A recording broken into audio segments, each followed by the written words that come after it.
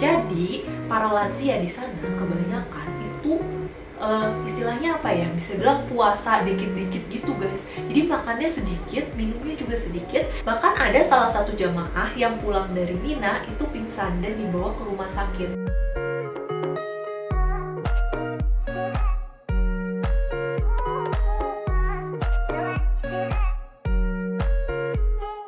Assalamualaikum guys, ketemu lagi dengan aku di Science Talk edisi Haji. Di episode sebelumnya, aku udah membahas tentang tata cara umroh wajib dan mengapa sih jamaah Indonesia diwajibkan menyembelih satu ekor kambing untuk bayar dam atau denda. Nah, tapi sebelum lanjut ke penyembelihan kambing serta tur sekeliling kota Mekah, aku seling dulu nih dengan satu video yaitu tips haji untuk lansia. Kenapa? Karena menurutku ini penting banget. Jamaah haji Indonesia itu merupakan salah satu negara yang jumlah lansianya paling banyak. Ini disebabkan karena antrian haji di Indonesia itu sudah terlampau lama. Bahkan mungkin nanti ke depannya akan lebih banyak lagi persentase jamaah lansia dibandingkan jamaah yang usianya di bawah lansia. Karena bayangin aja guys, sekarang aja daftar tunggu haji itu udah 20-30 tahun lamanya loh. Wow, kalau kalian mau tahu lebih lanjut tentang daftar tunggu haji, kalian bisa cek videoku yang ini. Berdasarkan definisi, lansia adalah manusia yang berusia di atas 60 tahun. Tetapi di tips ini tidak menutup kemungkinan juga bisa diterapkan oleh jamaah haji yang sudah berusia di atas 45 tahun. Nanti akan aku bagi menjadi dua part nih guys. Yang pertama adalah persiapan sebelum berangkat haji, dan yang kedua adalah hal-hal yang perlu diantisipasi selama rangkaian haji di sana. Tapi sebelum itu jangan lupa subscribe karena di channel ini banyak sekali informasi tentang haji dan kedepannya aku juga masih membahas banyak pengalaman selama beribadah haji tahun lalu. Oke, kita mulai dari persiapan sebelum keberangkatan. Tips yang pertama, menjaga kesehatan sebelum berangkat. 3-4 bulan sebelum berangkat, semua jemaah haji itu diwajibkan melakukan medical check up atau tes kesehatan. Nanti hasil tes kesehatannya akan diserahkan ke dokter di Departemen Kesehatan. Nanti dikonsultasikan dan apabila ada hasil yang abnormal di tes kesehatan itu, maka dokter akan meresepkan obat-obatan yang harus dikonsumsi sebelum berangkat haji dan obat-obatan apa aja yang nanti dibawa pada saat ke Tanah Suci. Dokter juga akan memberikan edukasi, penjelasan berupa ya perubahan pola hidup harus bagaimana nih, terus juga makanan apa yang harus dipantang, makanan apa yang dianjurkan, seperti itu. Nah, saran dan resep obat-obatan ini semua harus dipatuhi oleh calon jemaah. Ya, aku bilang ini sih saat-saat yang genting ya. Jangan sampai penantian selama bertahun-tahun itu pupus gara-gara kondisi tubuh kita kurang fit sebelum berangkat haji. Jadi pokoknya semuanya harus ditaati, harus disiplin. Usahakan calon jemaah haji bisa berangkat dengan kondisi yang sesehat mungkin, sefit mungkin. Yang kedua adalah olahraga jalan kaki.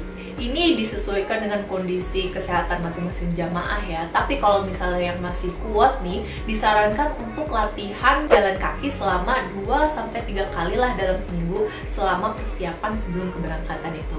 Karena di Arab Saudi kita akan banyak sekali berjalan.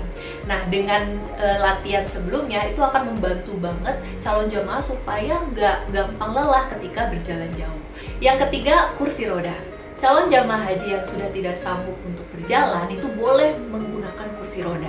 Tetapi sewa kursi roda di Arab Saudi itu harganya sangat mahal. Jadi setiap jamaah haji itu boleh membawa kursi roda sendiri dari Indonesia. Persiapkan kursi roda yang gampang dibawa, yang ukurannya simple ya, seperti contoh yang kayak gini. Untuk prosedur dan peraturan membawa kursi roda, kau bisa tanyakan ke pembimbing haji masing-masing ya. Yang keempat, rajin ikut manasik. Selain supaya lebih paham tata cara haji beserta doa-doanya, manasik juga penting banget loh guys untuk membina hubungan dengan sesama calon jemaah haji beserta pembimbingnya.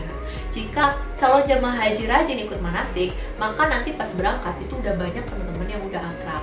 Khususnya untuk lansia nih, kalau udah banyak teman-teman yang akrab, otomatis calon jemaah lansia juga banyak yang memantau dan banyak yang jagain gitu guys.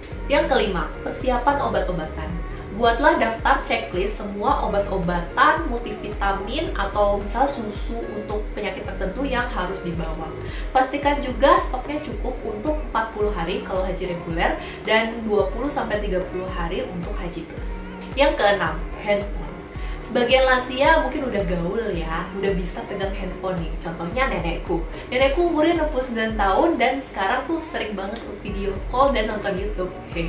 Mungkin sekarang lagi nonton cucunya juga nih. Shout out dulu nih. Halo Mi. Nah, tapi di sisi lain banyak juga lansia yang masih awam dengan HP, nggak bisa mengoperasikan HP.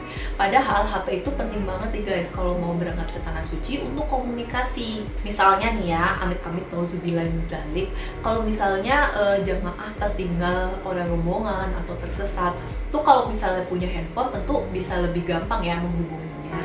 Terus komunikasi dengan anak-anak yang ada di Indonesia itu juga lebih gampang kalau punya handphone. Jadi sebisa mungkin calon jamaah haji dipegangin HP nih, dan mesti dipersiapkan HP-nya itu udah diisi pulsa, paket internetnya juga udah aktif, serta nomor-nomor kontak yang penting nih udah dimasukin seperti nomor keluarga, nomor pembimbing haji, dan teman-teman dekat yang sesama calon jamaah haji. Jangan lupa juga ajarin ke calon jamaah lansianya bagaimana cara mengoperasikan handphone. Ya minimal yang simpel-simpel aja lah, kayak bagaimana cara nelfon dan cara menerima telepon. Yang ketujuh, kelengkapan barang bawaan. Pastikan barang bawaan lengkap dan gak ada yang tertinggal. Untuk tahu apa aja sih daftar barang bawaan selama beribadah haji, kamu bisa cek di video aku yang ini ya. Oke guys, itu tadi 7 hal yang mesti dipersiapkan sebelum berangkat haji bagi para lansia. Sekarang kita lanjut nih ke hal-hal yang perlu diantisipasi bagi jamaah haji lansia pada saat di Arab Saudi. Yang pertama, minum air putih yang cukup. Faktanya, banyak lansia itu kekurangan minum air putih karena takut pipis guys.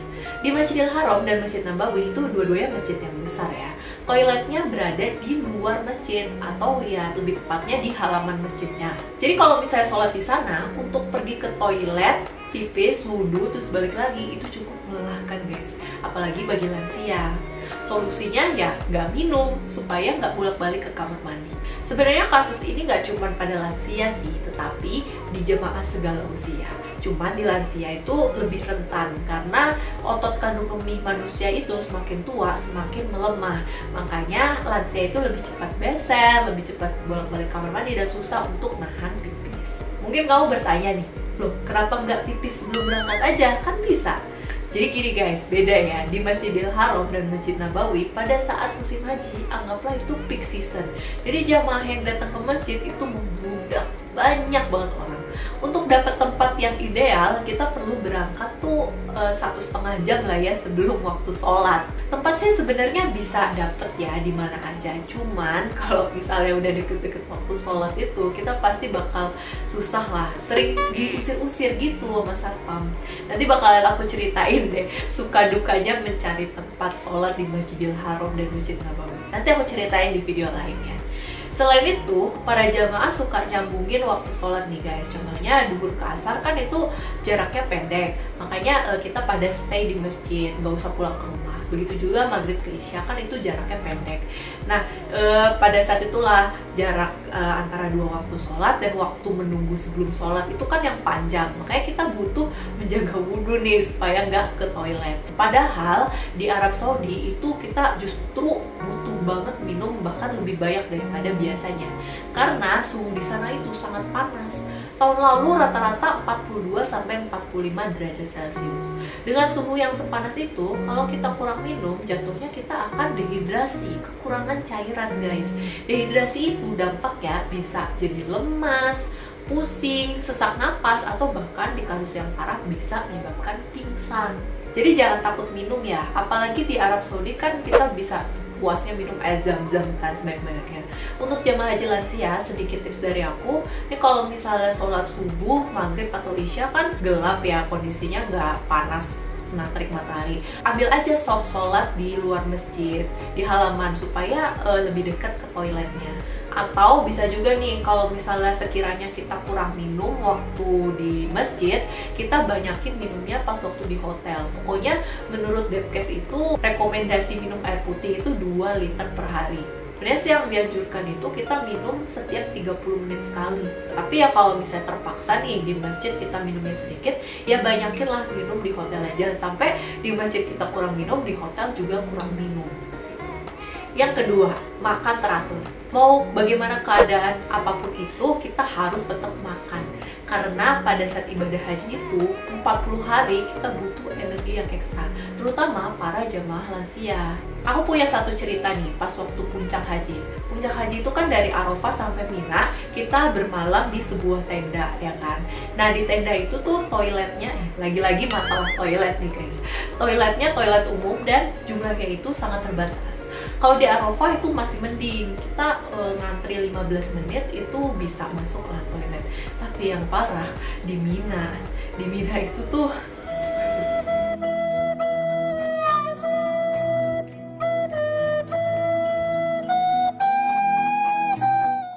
itu kita harus ngantri 1-2 jam. Mungkin bagi kita yang masih muda dan yang dewasa masih kuat ya berdiri lama-lama, kita bisa sambil ngobrol atau sambil main HP gitu. Tapi bagi lansia itu sangat sulit banget, sangat berat untuk berdiri selama itu, ya kan. Memang sih kadang-kadang banyak juga yang mempersilahkan lansia duluan untuk kamar mandi, tetapi jalan kaki effortnya tuh dari tenda ke toilet itu cukup berat. Apalagi pas di Mina itu kondisinya jadi tenda aku di atas, WC-nya ada di bawah, kita harus turun ya kira-kira 10 anak tangga lah. Itu cukup memberatkan bagi para lansia. Dan juga ya walaupun dipersilahkan duluan, tapi tetap aja kan ada waktu untuk berdiri di depan toiletnya. Jadi para lansia di sana kebanyakan itu istilahnya apa ya, bisa bilang puasa dikit-dikit gitu guys. Jadi makannya sedikit, minumnya juga sedikit karena takut ke kamar mandi. Padahal ini adalah puncak haji loh. Puncak haji itu dimana kita butuh tenaga yang sebanyak-banyaknya, butuh sehat, jangan sampai sakit. Bahkan ada salah satu jamaah yang pulang dari Mina itu pingsan dan dibawa ke rumah sakit karena katanya sih kurang makan. Jadi buat kamu calon jamaah yang mungkin nanti bakalan berangkat bareng lansia ke Tanah Suci, atau bagi anak-anaknya yang di Indonesia nih, tolong ingetin banget orang tuanya di Tanah Suci untuk selalu makan dan minum teratur. Untuk di Mina sampai saat ini sih belum ada solusinya ya, karena itu dari pemerintah Arab Saudinya yang menyediakan toilet. Semoga sih kedepannya jumlah toiletnya semakin diperbanyak. Tapi sedikit tips dari aku nih, supaya nggak bolak-balik ke WC untuk BAB, sebaiknya kurangin dulu makan sayur dan buah. Karena sayur dan buah itu mengandung serat yang bisa memperlancar buang air besar. Jadi hindari dulu sayur dan buah dan lebih banyak makan daging-dagingan dulu. Tapi untuk jamaah lansia yang punya penyakit tertentu nih, sebaiknya konsultasikan dulu ke dokter atau perawat yang bersiaga di sana. Bagaimana caranya supaya makannya itu terjaga, tetapi lebih sedikit buang air besar supaya nggak bolak-balik ke WC. Yang ketiga, waspada batuk. Ada yang bilang belum haji namanya kalau belum kena batuk. Bercanda ya. Itu karena memang sebanyak itu virus batuk di sana guys. Di mana-mana pasti ada orang batuk. Di masjid, di bis, bahkan mungkin teman sekamarmu ada yang kena batuk. Aku sih nggak ngerti kenapa ya, dari mana virus batuk itu. Sebenarnya batuk biasa kok, nggak membahayakan gitu. Mungkin karena terlalu banyak orang yang berkumpul di suatu tempat, jadi lebih banyak virus yang menyebar. Mungkin seperti itu. Nah, untuk jamaah lansia itu tentu lebih rentan ya, karena semakin tua kan kekebalan tubuhnya menurun, jadi lebih gampang tertular penyakit menular. Nah, tips untuk menghindari batuk bagi para lansia. Yang pertama, minum multivitamin untuk meningkatkan kekebalan tubuh. Yang kedua, apabila lansia berangkat dengan pendamping, sebaiknya si pendamping ini kalau kena batuk itu selalu menggunakan masker agar tidak menulari jamaah haji lansia. Dan yang ketiga, ini berlaku untuk semua ya, nggak cuma untuk lansia. Jangan minum air dingin.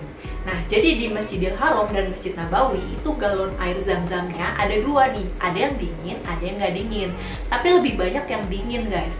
Mungkin dari 10 galon itu hanya 2 yang nggak dingin, yang ada tulisannya nih not cold. Nah, kita harus minum dari yang not cold aja deh. Mau sepanas apapun cuaca di sana, gimana kita pengen banget nih minum yang dingin-dingin, sebaiknya tahan dulu deh daripada kena batuk. Karena emang kerasa banget loh kalau kita kebanyakan minum air dingin di udara yang panas itu bisa lama-lama gatel nih tenggorokan. Jadi sebaiknya hindari dulu yang dingin-dingin. Yang keempat, jika tersesat. Tadi aku udah menjelaskan kan bagaimana pentingnya handphone bagi jamaah lansia kalau ya amit-amit nauzubillah min dzalik ya, tersesat atau tertinggal dari rombongan. Tapi ada kalanya nih ya, misalkan HP-nya nggak dibawa, HP-nya mati, atau jamaah lansia sulit untuk mengoperasikan handphone. Itu gimana kalau misalnya tersesat? Tenang aja guys, Panitia Haji Indonesia itu sudah sangat mengantisipasi hal ini. Yang pertama, kita dikasih gelang besi. Gelang besi ini ada identitas kita, nama, kloter, dan negara. Jadi kita bakalan lebih gampang untuk melacak keberadaan hotel tempat kloter kita tinggal. Kemudian selain gelang besi, kita juga dikasih 2 jenis kartu nama nih guys, ya semacam kartu nama gitu. Yang pertama ada tulisannya nama, alamat, dan nomor hotel. Yang kedua itu jurusan bis dan nomor bis yang biasa kita tumpangin. Pastikan 2 kartu ini selalu berada di tas kita, supaya kalau misalnya kita lupa nih di mana haltenya yang bisa kita tumpangin atau bisnya nomornya yang mana yang harus kita naikin, itu kita tinggal tunjukkan 2 kartu itu aja. Tanya ke petugas haji atau jamaah haji Indonesia manapun yang lewat. Jamaah haji Indonesia kalau di sana itu udah kayak saudara sendiri deh. Insya Allah ramah-ramah semua dan pasti mau bantuin kita kalau kita mengalami kesulitan. Yang kelima, yang terakhir nih, jangan memaksakan diri. Berbijaklah dalam beribadah, jangan terlalu memforsir visi kita secara berlebihan. Di Mekah nih, kata Ustadz pembimbing hajinya nih ya, katanya sholat di tanah Mekah itu ganjarannya 100.000 kali lipat dibandingkan sholat di tempat lain selama di tanah Mekah. Artinya di hotel pun sholatnya itu dapat ganjaran 100.000 kali lipat juga. Jadi khususnya untuk para lansia nih, sebaiknya nggak usah setiap sholat itu bolak-balik ke masjid. Sebaiknya diseling aja gitu, banyakin sholat di hotel juga nggak apa-apa karena sholatnya ganjaran pahalanya sama gitu katanya. Memang lebih utama sih tentu sholat di masjid ya. Tapi kan karena kondisinya kalau jemaah haji reguler kayak kita nih, hotelnya jauh, terus juga di sana memang lagi cuaca ekstrim, makanya demi menghindari kemudorotan kayak gitu, jadi kita lebih banyak sholat di hotel. Begitu pula sholat arba'in di Masjid Nabawi Madinah. Arba'in itu adalah ibadah sholat selama 40 waktu di Masjid Nabawi berturut-turut. Itu artinya selama 8 hari kali 5 waktu sholat itu kita nggak boleh putus-putus nih, sholatnya harus di Masjid Nabawi terus. Ibadah ini nih hukumnya sunnah, bukan wajib dan bukan merupakan rukun haji, sehingga itu nggak mempengaruhi sah atau tidaknya ibadah haji kita. Selain di Mekah dan Madinah, di puncak haji juga nih guys, di Mina kita melakukan kegiatan lempar jumroh. Dari tenda ke tempat lempar jumroh itu jaraknya cukup jauh guys, 4 km. Jadi kalau bolak-balik itu 8 km kita harus jalan kaki. Para lansia dan orang yang tidak mampu untuk berjalan jauh itu sudah dihimbau untuk tidak melakukan pelemparan jumroh, tapi lempar jumrohnya itu diwakilkan kepada yang mampu. Dan kabar baiknya ini sah-sah aja, nggak kena denda atau dam gitu. Tetapi masih ada aja nih yang mengabaikan himbauan tersebut. Ada jamaah lansia yang tetap memaksakan diri ikut lempar jumroh karena merasa ya udah jauh-jauh datang ke sana, masa nggak lempar jumroh kayak gitu. Walaupun aku sangat menghargai bagaimana semangat beliau untuk beribadah, tapi sayang banget karena mengabaikan himbauan dari petugas haji dan pembimbing haji. Jadi gitu guys, intinya Islam itu agama yang penuh toleransi bagi yang tidak mampu melakukan. Dan satu lagi yang paling penting adalah ikuti apa yang dihimbau oleh pembimbing haji, karena beliau pasti ngerti banget nih pengalaman dari tahun-tahun sebelumnya, ngerti banget kondisi di lapangan itu seperti apa. Dan kalau misalnya kita masih merasa ragu-ragu nih, banyak-banyaklah konsultasi dengan ustadz, dengan petugas haji, dan dengan petugas kesehatan yang berjaga di sana. Oke guys, itulah tadi tips dari aku. Tapi sekali lagi, tips-tips ini nggak hanya berlaku untuk lansia ya, tetapi untuk calon jamaah haji pada umumnya, siapa saja di segala usia. Jadi kalau kamu mau berbagi kebaikan nih, boleh banget share video ini kepada teman, saudara, keluarga, kerabat dekat yang mau berangkat haji, atau keluarga orang tua lansianya nih yang mau berangkat haji tahun ini. Bye-bye!